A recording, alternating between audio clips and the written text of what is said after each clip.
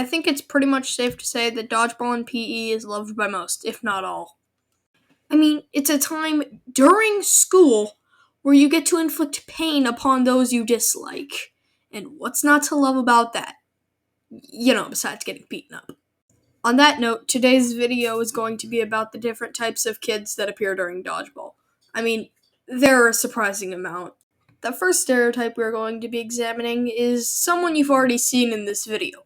The bullseye.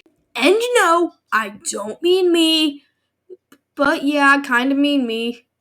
The bullseye is a kid who is targeted a lot by the other kids. Odds are good that this kid did something before gym class that made the entire class very, very mad.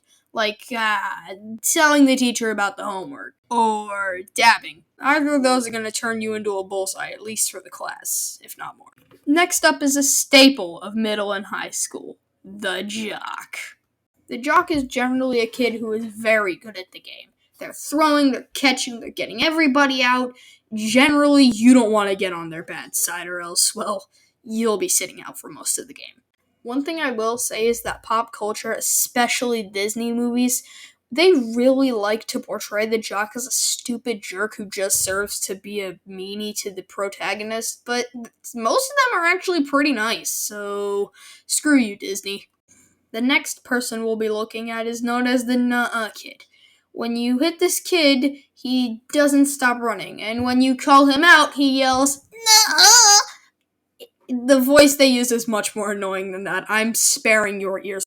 Anyway, next up we have the teamers. As you may have guessed from the name, the teamers is not just one kid, but it's actually a group of many kids.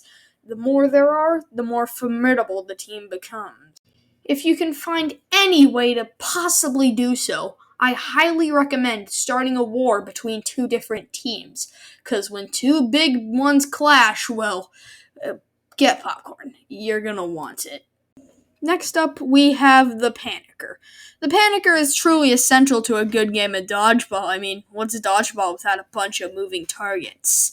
The Panicker likes to run around the gym a lot, running and, panicking. That's why it's called the Panicker. Finally, we have the Catcher. The Catcher is cool as a cucumber because he knows everybody is incapable of getting him out. Why, you ask? Because as the name implies, he is very good at catching balls. Those are all the kid types I have today, but considering this video was only like 2 minutes and 30 seconds long, and I see you looking at that red bar, pay attention to the video, I'm going to be putting them in a tier list because, how am I going to get people to click on a 2-minute long video? It's just lazy. Also, you know what else is lazy? Stretching out dialogue! I'm gonna let future me take it away because right now things are kind of starting to derail down here. Take it away, me. Alright, guys, I wasn't kidding about it being future me. It's the next day. Turns out I'm incredibly lazy. Anyway, here's our tier list. The absolute bottom row is unassigned. They're the ones I'm gonna be, putting on there. S tier is the top. It's the best. F tier is the bottom. It's the worst. I don't even know why I'm explaining the tier list. I guess I'm just trying to fill up this video with fluff, because, like I said earlier, this entire tier list is just for fluff. Anyway. First up, we have the jockey. I'm going to be putting them in B tier because it's nice to have a little challenge. Someone you can fight as like an enemy or something on the lines of that. Also, if I put them in anything lower than B tier, then I'm going to instantly become the bullseye. And I think I'm going to be putting them in C tier because watching them get their butts handed to them is honestly kind of depressing. And you can't actually help them out without, hurting yourself quite a bit in the process, to say the least. Sometimes the gym teacher will take pity on them and either A, commission a new rule that says, hey, no targeting this kid, which is very annoying to be honest, or team up with him or her. And believe me, you're gonna have a bad time. I'll say that much. Next up, we have the Catcher, and I'm going to be putting them in A tier because they're just overall cool people. You can't get out because of them unless you attack them, and honestly, the best part about them is when an absurd amount of people team up on them and the Catcher just gets overwhelmed and ends up getting out. and then the team that managed to get him out kind of turns it to an all-out war.